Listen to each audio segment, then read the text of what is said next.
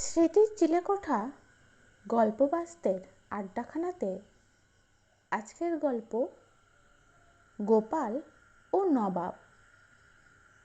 এক ভদ্রলোক মুর্শিদাবাদের নবাব দরবারে কাজ করতেন।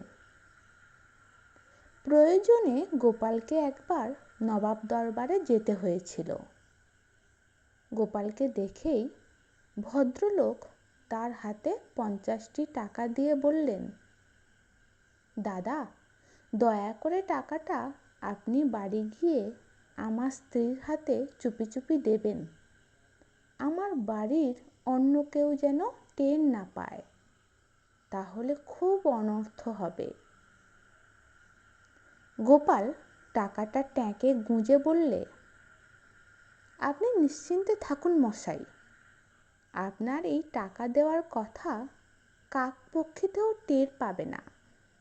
এমনকি আপনি যার হাতে টাকা দিতে বলেছেন তিনিও নয়। মানে গোপাল সে টাকাটা কাউকেই না দিয়ে নিজেই আত্মসাৎ করবার মতলবে রইল।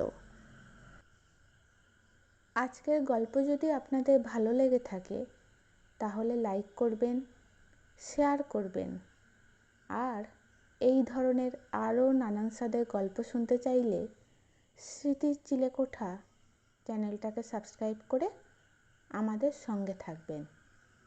ভালো থাকবেন।